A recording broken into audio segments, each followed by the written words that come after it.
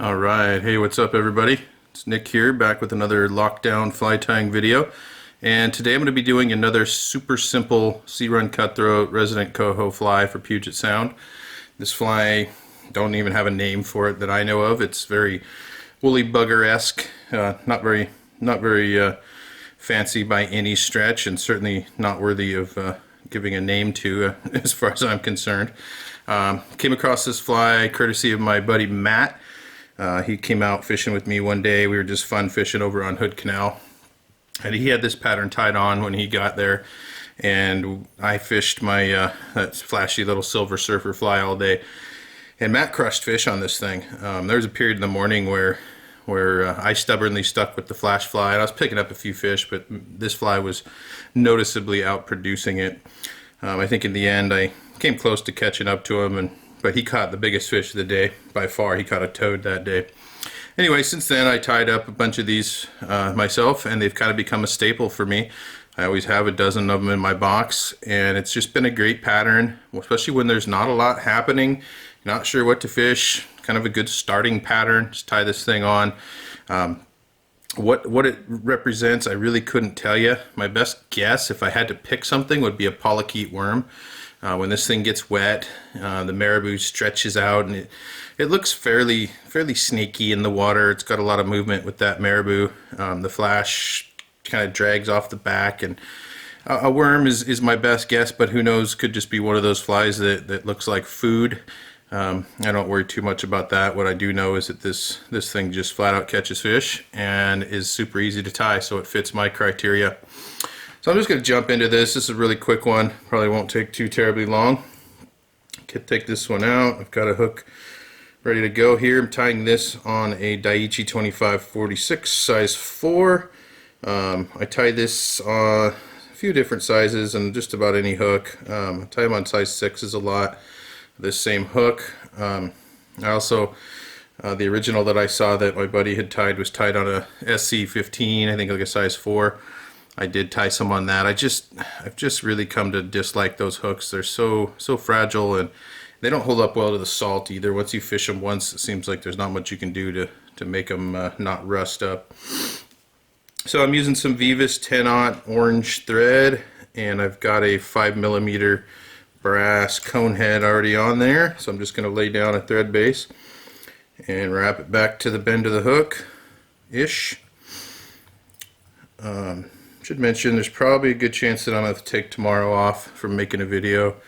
My wife's going to be home, and I've got a few things going on. I think it's going to be perhaps a little too noisy in my small house, too much commotion, and to try to make a video, and then I'd have to deal with my wife probably making fun of me. But we'll see how it goes. If I find a chance, I'll knock one out, but otherwise I'll get back to it on Monday. So first step, just a piece of tan marabou. I like to use the woolly bugger marabou from Hairline. I just find this stuff I like nice fluffy looking marabou, and that stuff works pretty darn well. So I'm just going to take one of these feathers and tie in a tail just like you would on a bugger. I want this about as long as the hook shank, maybe slightly longer. I like that marabou kind of nice and snaky off the back of this thing. And I like to just kind of tie it in and just wrap the whole feather stem pretty close to the cone. Helps keep the body pretty well level and uniform. Don't get a big bump at the tie-in point. I'm going to put a little flash in here. This is, I think it's root beer crystal flash. And I like to put 2 or 3 strands. Do 2 here, and I like to make sure that each piece is different length. They're not even, as I've talked about before. And I'm going to tie both these 2 on the near side. I'm going to fold it over to the far side, so there's basically going to be 4 pieces of this crystal flash coming off the back. And I like it longer than the marabou by a little bit. I really like the look of that flash kind of trailing off the back of this thing when it gets wet. You see it in the water, you'll know what I'm talking about. So I got those 2 tied in there, fold it over, trim these off. Again, I like different lengths.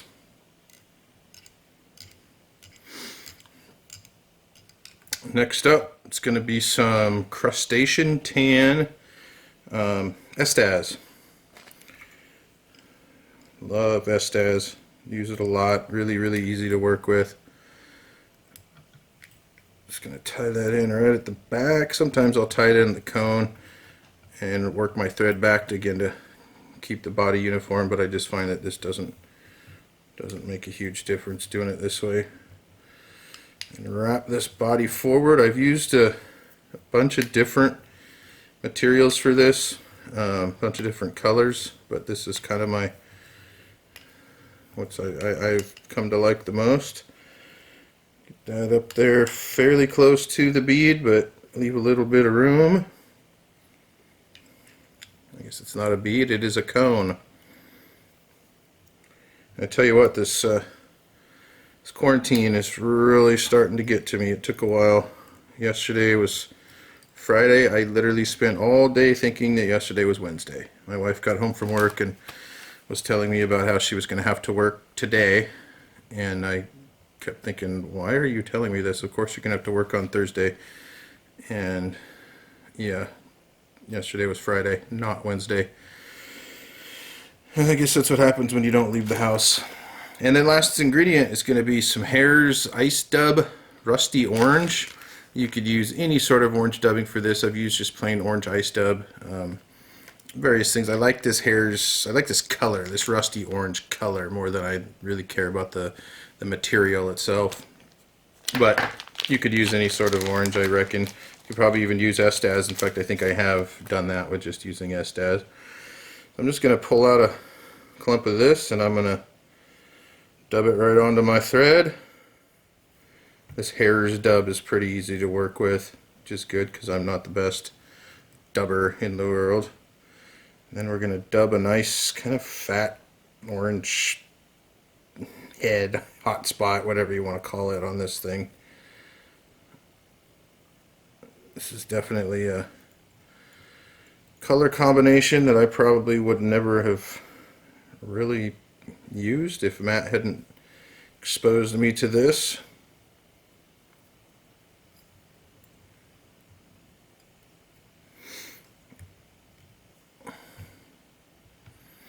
It doesn't have to look pretty. This is one of those patterns I think we're making it look a little ugly, a little buggy.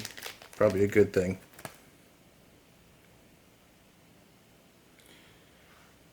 A little more dubbing on here.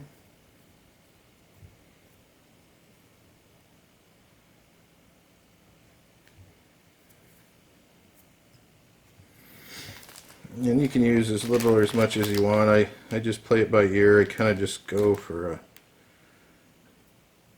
till I'm happy with how it looks. As far as the size of this head, I want it to be noticeable. I want it to, I don't know if it truly has any impact if it acts as a hot spot or whatever, but I like how it looks when it's pretty full, and I like to get that dubbing tight right up into the cone just to kind of help hold it in place a little bit better. Trim it, pluck it a little bit. Looks good enough. Do a few more thread wraps and whip finish. That's all there is to it. Really, really simple fly. Very much like a bugger, really, minus the hackle, of course. I said this has been a great pattern for me since the first day I watched Matt fish it and saw firsthand that it catches fish. It has been one that I've fished a lot. There's been periods where this was really the only fly I could really get interest in fish with. It's good for when there's not a lot going on. There's nothing noticeable. It's not like a fish you're noticeably eating bait fish and you want to match a hatch kind of thing. It's just sort of a tie it on there. Fall through the spring, it's fished really well. So real easy to tie. Should just take you a couple minutes. Cheap. Everybody has most of these ingredients. You might not have these colors, but I bet you could come close. Just a good solid pattern, and I suggest you try it. So there you go. Add a few of these to your box. If they work for you, love to hear about it. Hope everybody's having a good day out there. Thanks for watching.